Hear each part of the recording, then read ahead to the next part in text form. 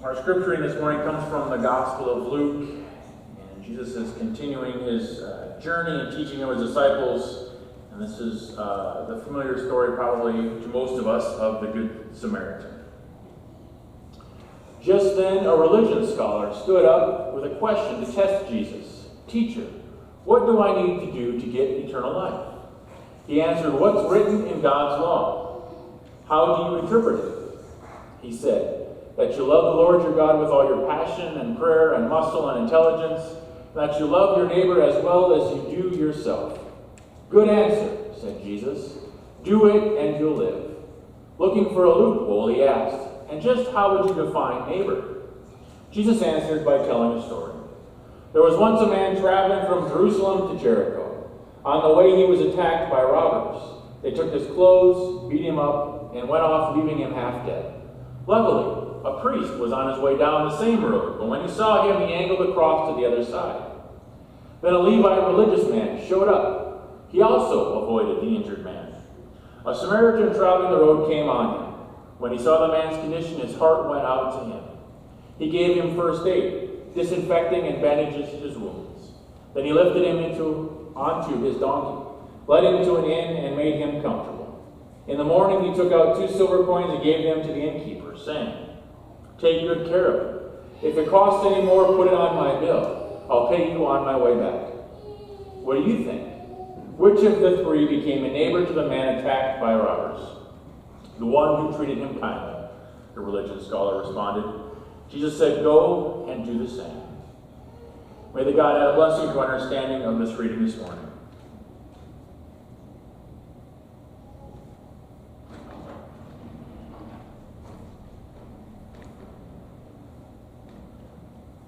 One semester, a seminary professor set up his preaching class in an unusual way. He scheduled his students to preach on the parable of the Good Samaritan, and on the day of the class, he choreographed his experiments that each student would go, one at a time, from one classroom to another, where he or she would preach the sermon. The professor gave some students 10 minutes to go from one room to the other. To others, he allowed less time, forcing them to rush in order to meet the schedule. Each student, one at a time, had to walk down a certain corridor and pass by a bum, who was deliberately planted there, obviously in need of some sort of aid. The results were surprising and offered a powerful lesson to them. The percentage of good men and women who stopped to help was extremely low, especially for those who were under the pressure of a shorter time period. The tighter the schedule, the fewer those who stopped to help the man. When the professor revealed his experiment, you can imagine the impact on that class of future spiritual leaders. Rushing to preach a sermon on the Good Samaritan, they had walked past the beggar at the heart of the parable. "I was hungry, and you formed a humanitarian club to discuss my hunger. Thank you. I was in prison, and you crept off quietly to your chapel to pray for my release. Nice. I was naked, and in your mind you debated the morality of my appearance. What good did that do? I was sick, and you knelt and thanked God for your help. But I needed you. I was homeless, and you preached to me the shelter of the love of God. I wish you'd taken me home. I was lonely, and you left me alone to pray for me. Why didn't you stay? You seem so holy, so close to God, but I'm still very hungry, lonely, cold, and still in pain. Does it matter?" A poem written anonymously, but I think a poem that catches the spirit of the Good Samaritan parable. It might be the world's most familiar story of showing compassion. It is interesting that the Samaritan nowhere in that story is ever called good. We've just inserted that. We've even written laws in this country, Good Samaritan laws, where we can't be sued for offering prudent aid to someone. And in some cases, even compelling us to offer that aid. It's a nice little story with a great moral, and it's not really very controversial or upsetting to read it because we put ourselves in the place of that Good Samaritan. Of course we'll stop and help someone who needs help. Surely we would do what that person does. So usually we hear it and we think, yep, that's right. We're good people, we stop. I think that way. But I was reading a number of commentaries on this passage, and I'm not so sure we are the Good Samaritans. It does good sometimes to take a look at a familiar parable to shake us out of our comfort zone. As I start my vacation coming up next week and then eventually my sabbatical in August, I've struggled sometimes to wonder, how do you explain why a pastor takes a sabbatical and just doesn't call it vacation? I suppose it is vacation. But one of the things that the sabbatical, another thing that the new adventure that I'm starting this fall with the class and the different part-time job is to shake me and us out of our comfort zone. It's been 14 plus years, starting 15 years in December, that we've been together, and it's easy to get comfortable. Now, comfort isn't a bad thing. Comfort can be a good thing. And just being comfortable doesn't mean that good ministry still can't be done. But sometimes we need to be shaken and take it out of that comfort zone, to reevaluate, to reprioritize, and to figure out where the ministry needs to go, instead of just continuing on the same comfortable path. I think that's what this parable can do for us. This parable teaches us that there is no limit on grace and mercy. It says we're not to count the cost. We're not to decide if we can be paid back, if the person we're giving mercy or grace to is worthy, because Jesus didn't count the cost before he died for us. So let's look at the question that the lawyer asks. He asks the question, what do I need to do basically to get into heaven, to inherit eternal life? He wants to know what can he do in his life better. You have to remember, for them, at Jesus' time, there was a number of laws they had to follow. I think 613 is the number that someone counted up once, of laws, how they would follow to be holy. And the lawyer is asking, and he wants to know, well, what do I need to do? You know, Jesus is wise, and he probably asks you, what can I do better in my life? Maybe he already assumes he does as good as he can do, and just wants you just to affirm him and say, you're doing great, keep it up. But of course, Jesus doesn't answer like that. Jesus says, love God, and Jesus says, love your neighbor. Then the lawyer asks the all-important question of, who is my neighbor? That's the central question today in the church, today in the life of our nation and all of us. It's a question that surrounds the talk about immigration laws. It's a question related to how we treat each other, from the corporate executive to the homeless person. Who is my neighbor? A question that raises questions about race or sexual preference. Questions that centers on party affiliation, how we respond to those who choose to have a differing opinion. Who is my neighbor touches every aspect of our lives. In essence, the scholar is asking, all right, Jesus, who is it okay that I don't love? Right? He wants you to put some reasonable limits on the understandable impossibility of loving everybody. Right? If I'm going to follow this law of loving neighbor, Jesus, you've got to give me some chance, because I obviously can't love everybody. I mean, who is it okay not to love? After all, the lawyer probably thinks, and we think, we're only human. Give me a list of people I have to take care of, but who's on the outside of that line where I don't have to focus on so much? Who isn't in my community of care? Who do I absolutely have to love just as much as I love myself? And who do I can maybe just not hate? So what do we think Jesus tells the man? Do we expect Jesus to say, well, if you manage to love your family and your friends, maybe throw a coin at a beggar every once in a while, well, that's pretty good. Just come to worship regularly, obey all the laws, pay your pledge every year, and you're all set. You'll have earned your way into heaven. Of course, Jesus doesn't give us the easy answer. Jesus tells the person the story. The very familiar story of the Good Samaritan. But you have to understand the impact this story had on the people. The idea of a Samaritan being the hero would have made people angry, upset. They would have been mad at Jesus. Just a chapter before, a village of Samaritans didn't welcome Jesus. And then in Luke 10, Jesus says that any town that rejects him would be destroyed like Sodom was destroyed in the Old Testament by fire from God. Samaritans were considered half-breeds. They were considered Jewish people that helped Syria when they invaded Israel. They worshiped the same God. They even followed the same 5 books of the Old Testament, but they would have been considered mortal enemies. It would have been the exact group where everyone would have said, yep, those are the people we don't love. They certainly aren't neighbors. Look what they've done to us. Look what they haven't done to help us. But Jesus tells a story, has the Samaritan as a hero, and he's basically telling them and us that there is no limit to mercy. Jesus' audience is probably deeply offended that the hero wasn't one of them, but instead a Samaritan. Even the lawyer at the end couldn't bring himself to say the Samaritan word. That's how deep the hatred ran. The enemy was the hero of the story. And in fact, if you think about it, the Samaritan had probably been taught much the same from his side.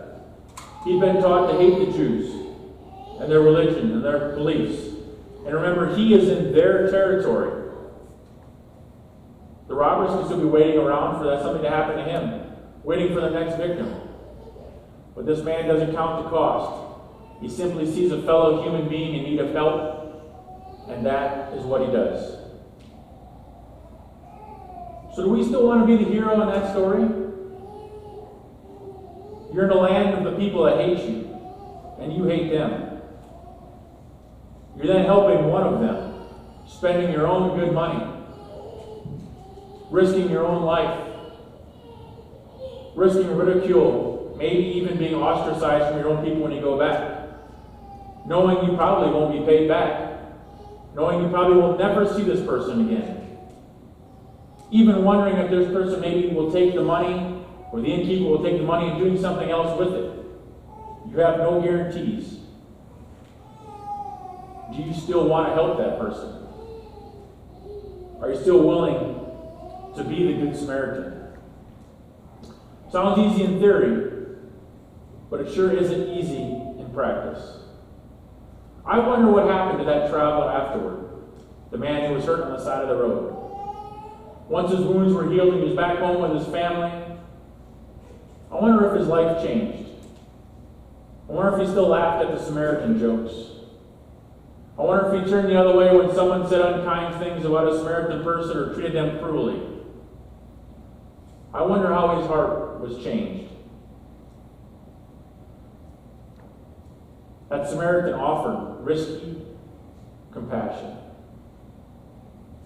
But when you think about this story, it's not just a story about us as individuals, but it's about us as communities, especially in this time of renewed and re-energized racial and ethnic hatreds, controversies surrounding immigration, all this kind of stuff. I'm not here to tell you what's right or what's wrong, because it's certainly more complicated than black or white, right or left. But as humans, we need to do better to other humans. Period. And what are we doing to help that out? Nothing? Are we writing our representatives to say we need to do better? Or are those outside of our neighborhood? Those are the people we don't need to love or care about. All this suffering despite the ardent claims of us being a Christian nation. So what's the point of this story? Love is an action, not an emotion. That poem I read at the beginning about praying for or talking about instead of doing and actually feeding or helping the need is what it reminds us of. Love is an action. We show our love by what we do for those who need us. It's not enough to see our fellow humans and think about how much we love them. Frankly, sometimes it's even hard to do that. Think about how many times you go throughout the day where you feel more rage at your fellow human beings than actual love. Right? We are called to love our neighbors. And this can start out small. Obviously, right? We might not start out by stopping for every stranger in need that we see, or giving away all of our money, possessions, or moving to the streets in solidarity with the homeless. We can start where we are. We can help out even when we don't have to. We can stop keeping track of those who have wronged us, or those who have taken advantage of the system. We can stop wondering if they're worthy, stop worrying about if we waste money. I had a talk with a pastor the other day. We met and we talked about people that stopped and asked for help. And we maybe average one a month, maybe two a month out at Casey's for the whole year. I don't know, I don't count the number. And if they ask for gas, I give them gas. Right? If they ask for food at the cafe, I give them lunch. If they ask for a stay in the motel, I give them a stay in the motel. Do some people take advantage of that and drive across the country for free? I'm sure they do. I've heard every story in the book. Every time I wonder if that person really needs help. There have been times that I've been pretty sure that person doesn't need help, but they just want a free tank of gas. I give them a free tank of gas, because if I got to give 9 people who are undeserving a free tank of gas to help one that is deserving, I'd rather do that than have me try and decide who's worthy and who's not, and say no to someone who truly needs that help. So instead of keeping track of what we can lose, who may take advantage of what we give, let's share with those who don't have the lucky breaks that we've had. But it's not enough, of course, to go to those that are easy to love. It's much harder to those who is hard to love, maybe impossible to love. But we are called to be the Samaritans of the world. We are called to be the Samaritans of our own communities and our own families. We show our love for God by how we love and treat each other. We show our love for God by how we show and treat others. There is no limit to the opportunities we have to fulfill this commandment. Actually doing matters. There's a story that I think explains to us that we aren't just innocent bystanders. Ever. There's a folk tale from Burma that captures for me the essence of what I believe Jesus was saying to all the listening when he told that parable of the Good Samaritan. Long ago, a traveler was walking through the jungles of Burma when he came upon a small village. As the sun was going down, he decided to just sleep along the roadside rather than enter the village in the morning. Taking his coin purse from around his neck, he found a stone nearby and hid his purse so no one would take it as he slept. As it turned out, a villager had spotted him hiding the purse. Late at night, as the traveler slept, the villager returned and stole the purse. When the traveler awoke, the money was gone. The traveler sat down beside the road and began to weep. A crowd began to gather, curious about this traveler weeping on the edge of the village. Before long, the mayor joined the crowd and inquired about the situation. He listened to the traveler and then asked to see the stone. The traveler walked a short distance to a round stone about the size of a man's head. The mayor ordered, "Arrest that stone. Bring that thief to the town square where I'll convene a court." The villagers followed the mayor to the square, and the traveler came to. Once the villager elders were in place, the mayor convened the court, and the mayor asked the stone, "What is your name?" The stone was silent. The mayor leaned forward closer to the stone and demanded, "Where did you come from?" More silence. "Well, at least tell me your age." By this time, some of the villagers were casting glances at each other. Small smiles and puzzled looks were on the faces of the villagers. The mayor pushed his face closer to the stone.